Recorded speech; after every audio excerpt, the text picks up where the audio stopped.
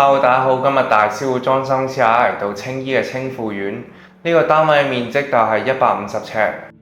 今次個單位嘅裝修風格行呢個簡約嘅路線，我哋希望用一種簡約同埋企理嘅感覺。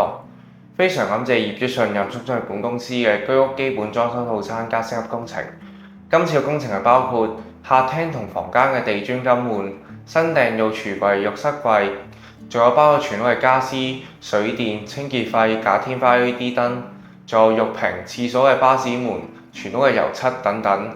合共係138000蚊，連工包料費，我哋絕對冇其他附加費用，以成為本嘅。首先喺廚房方面呢，我哋保留咗原有嘅地磚同埋瓷磚，而我哋設計咗一個 L 型嘅櫥櫃嚟增加儲物空間。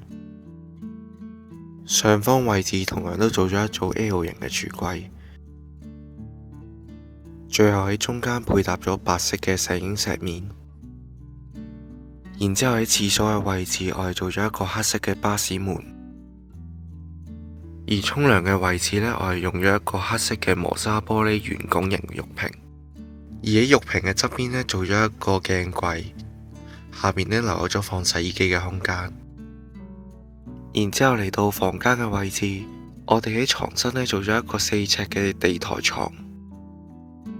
而床頭櫃嘅位置整咗一條燈帶，床頭櫃嘅上方呢，做咗一個層架櫃，咁樣可以俾屋主放啲飾物用嘅。而床側邊嘅位置做咗一個玻璃櫃門嘅飾物櫃。喺廳左手邊嘅牆身呢，做咗一個衣櫃連獅子櫃嘅。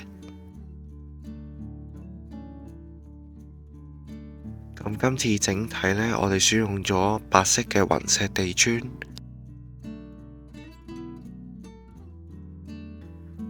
配搭家私淺杏木紋嘅顏色，希望有一種簡約同埋舒適嘅感覺嘅。